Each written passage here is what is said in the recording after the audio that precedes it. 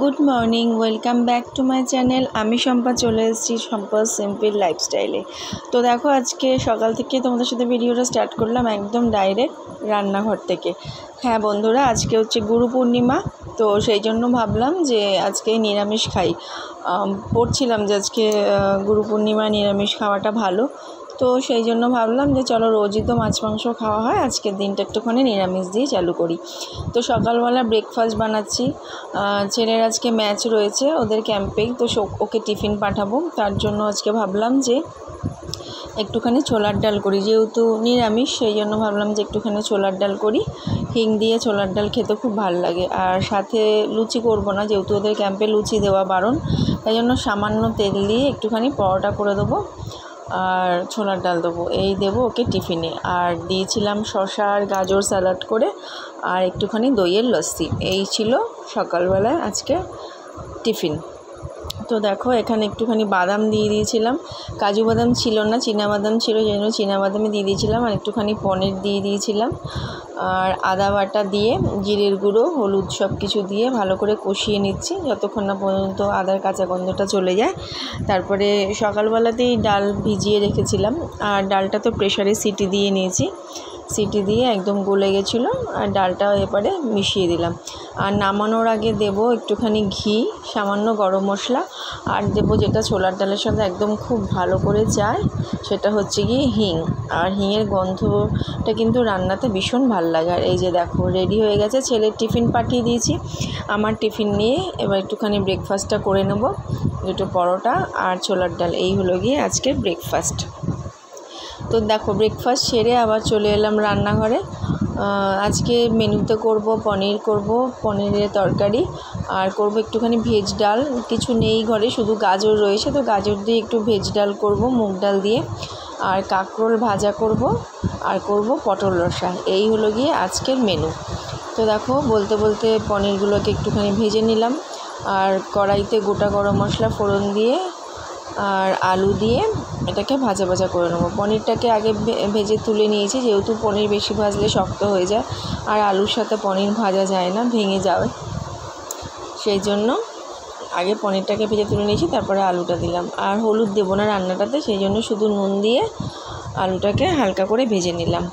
তো তারপর দেখো, একটুখানি টমেটো দিয়ে দিয়েছি, আর যেহেতু নুন দেওয়াই ছিল, সেই জন্য টমেটোটাও তাড়াতাড়ি গলে যাবে। টমেটোটা গলে যাওয়ার পরে এর মধ্যে পেস্ট দিয়ে দেবো। পেস্টটার মধ্যে দিচ্ছি আদা, দই দিয়েছি, আর একটুখানি পোস্ত দিয়েছি। এই দিয়ে একটা পেস্ট বানিয়েছি। তো ওটা পেস্ট বানিয়ে এটাকে পুরো কষিয়ে নেবো। কষিয়ে যতক্ষণ না তেল ছাড়ে ততক্ষণ পর্যন্ত কষাতে থাকবো। তারপরে তেলটা ছেড়ে গেলে যথারীতি পনিরগুলোকে দিয়ে দেবো, মানে জল দেবো, তারপর পনির দেবো। আর দিয়ে দিচ্ছি একটুখানি জিরের গুঁড়ো, আর নামানোর সময় দেবো ঘি গরম মশলা। এইটা দিলেই হয়ে যাবে পনিরের তরকারি। তো দেখো, বলতে বলতে ফুটেও গেছে। আর আজকে একটুখানি ঝাল লঙ্কার গুঁড়ো দিচ্ছি, কাশ্মীরি লঙ্কার গুঁড়োও দিয়েছি, যেহেতু কাঁচা লঙ্কা একদমই দিইনি, সেই জন্য হঠাৎ করে মনে পড়ে গেছিলো, কাঁচা লঙ্কাটা দিতে ভুলে গেছিলাম। হঠাৎ করে মনে পড়ে যাওয়াতে আবার একটুখানি ঝাল লঙ্কার গুঁড়ো দিলাম, সামান্য দিয়েছি, যেহেতু ঝাল হলে ছেলে খেতে পারবে না। তো এবার দেখো, একটুখানি নুন দিয়ে দিচ্ছি, আর দিয়ে দিয়েছিলাম পরিমাণ মতন চিনিটা একটুখানি আমি বেশিই দিই, মানে একদম পুরো গাওয়া মিষ্টি হয় না, কিন্তু একটু মিষ্টি মিষ্টি হয়, যেহেতু ছেলে পনিরের তরকারিটা একটু মিষ্টি মিষ্টি খেতেই ভালোবাসে, আর খেতেও কিন্তু দারুণ হয়। আর দেখো, এই যে খুব সুন্দর পনির থেকে তেল বেরিয়ে গেছে, আর কালারটা দেখো, কাশ্মীরি রেড চিলিটা যোগ করার পরে কালারটা কিন্তু অসম্ভব সুন্দর এসছে। এরপরে জল দিয়ে দিচ্ছি, একটুখানি ফুটে উঠলে পনিরটা দিয়ে দেবো, জল দিয়ে ঢাকা দিয়ে দেবো, যেহেতু আলুটা একটুখানি সেদ্ধ হয়ে যাবে। তারপরে আলুটা সেদ্ধ হয়ে গেলে ফুটে উঠলে পনিরটা দিয়ে ঘি গরম মশলা দিয়ে নামিয়ে ফেলবো। আর এই যে দেখো, এদিকে আরেকটা কড়াইতে বসিয়ে দিয়েছি কাঁকরোল ভাজা, ডালের সাথে কাঁকরোল ভাজা, আর এদিকে পনিরের তরকারি আর পটল রসা।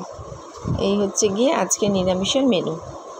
তো এই যে দেখো, পটলগুলোকে কেটে নিয়েছি, একটুখানি চিড়ে নিয়েছিলাম, আর এর মধ্যে দিয়ে দিয়েছিলাম দই, পোস্ত, আর একটুখানি আদা দিয়েছিলাম।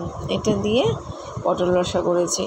আর এই পটল রসাটা খেতে কিন্তু ভীষণ সুন্দর হয়। আর পটল রসার মধ্যে লাস্টে দিয়েছিলাম একটুখানি হিং দেওয়াতে না পটল রসার টেস্টটা কিন্তু আরও বেড়ে গেছিলো। তো দেখো একটুখানি জিরের গুঁড়ো দিয়ে দিলাম। আর আজকে বাইরে সমানে খুব কড়া রোদ উঠছে, সকাল থেকে তো কড়া রোদ উঠলো, তারপরে আবার কালো মেঘ করে বৃষ্টি নামছে। বৃষ্টিটা কিন্তু ঝাঁপিয়ে হচ্ছে না যে এক মুষলধারে হয়ে গেল সেরকম না, কিন্তু ওই একটু একটু করে ঝাঁকে ঝাঁকে আসছে, আবার কড়া করে রোদ উঠে যাচ্ছে। আর দেখো একটুখানি লঙ্কার গুঁড়ো অ্যাড করে দিচ্ছি। আজকে কোনো লঙ্কাতেই কাঁচা লঙ্কা দিইনি, জানি না কেন আজকে কাঁচা লঙ্কাটা দিতেই আমি খালি ভুলে যাচ্ছি। তো যাই হোক, একটুখানি ঝাল ঝাল হওয়া নিয়ে কথা। আর এই রান্নাটা একটু ঝাল না হলে ভালো লাগে না, খুব একটা ঝাল হয়নি, সামান্যই ঝাল হয়েছে। তো দেখো ওদিকে পটল রসা আমার হয়ে গেছে। আর এখানে লাস্ট করব ডালের মধ্যে ওই যে গাজরটাকে ভেজে নিলাম, একটুখানি আদা বাটা দিয়ে দিলাম, শুকনো লঙ্কা জিরে দিয়েছিলাম ফোড়নে, তো একটুখানি জিরের গুঁড়ো দিয়ে দিলাম আর একটুখানি আদা বাটা। গাজরগুলো ভাজা ভাজা হয়ে গেলে পরে মুগ ডালটা তো আমি সেদ্ধ করেই রেখেছিলাম, মুগ ডালটা তারপরে দিয়ে ফুটে উঠলে আবার নামিয়ে ঘি গরম মশলা দিয়ে তৈরি হয়ে যাবে আমার একদম ভেজ ডাল। তো এই দেখো ডালটাও কিন্তু এর মধ্যে দিয়ে দিলাম। আর আজকে গুরু পূর্ণিমায় অনেকেই বলে নিরামিষ খাওয়াটা উচিত, তো সেই জন্য আজকে ভাবলাম যে আজকে নিরামিষই করি। হয়তো তোমাদেরও অনেকেরই বাড়িতে নিরামিষ হচ্ছে। আমার সব কিছু কমপ্লিট হয়ে গেছে। আর দেখো যা স্নান করে উঠলাম, আর আজকে তো গুরু পূর্ণিমা জন্য হেয়ার ফল হচ্ছে। আজকে তো গুরু পূর্ণিমা, তো গুরু পূর্ণিমা উপলক্ষে তোমাদের সবাইকে জানাই আন্তরিক শুভেচ্ছা। আর একটুখানি বাড়িতে মানে ঠাকুরের সামনে পুজো দিয়েছিলাম, পুজো টুজো দিয়ে কমপ্লিট করে এখন ছেলে প্র্যাকটিস না আজকে তো ম্যাচ ছিল, ম্যাচ থেকে এলো, এবার ওকে খেতে দেবো। আর প্রচণ্ড মেঘ করেছে কালো করে, জানি না বৃষ্টি হবে কি হবে না। সকাল থেকে তো এইভাবে হচ্ছে, একবার রোদ উঠছে একবার বৃষ্টি পড়ছে, এইভাবেই আজকের দিনটা চলছে। তো চলো তোমাদের সঙ্গে ঝটপট করে আবার রান্নাটা আজকে শেয়ার করে নিই। আর যেহেতু আজকে গুরু পূর্ণিমা সেই জন্য আজকে সব কিছুই ভেজ করেছিলাম, তো ভাবলাম তোমাদের সাথে আজকে রান্নাগুলোকে শেয়ার করি। তো চলো দেখো কি কি রান্না করেছি।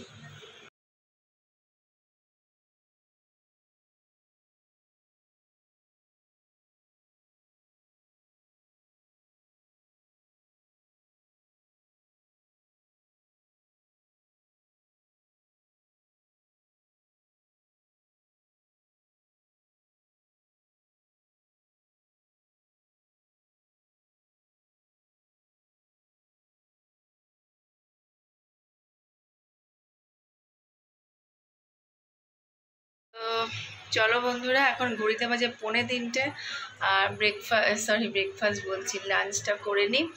কারণ খাবারটা গরম গরম রয়েছে, নিরামিষ খাবার গরম গরম খেতেই ভালো লাগে। তো আজকে গুরু পূর্ণিমার আবার তোমাদের সবাইকে শুভেচ্ছা জানাচ্ছি। তোমরা বাড়িতে কে কীভাবে গুরু পূর্ণিমা পালন করেছো জানি না, তবে যে যেভাবে পালন করে থাকো আশা করি ভালোভাবেই পালন করবে। তো চলো আজকের ভিডিওটা এইখানে এন্ড করছি, দেখা হচ্ছে আবার নতুন একটা সুন্দর ভিডিওর সঙ্গে।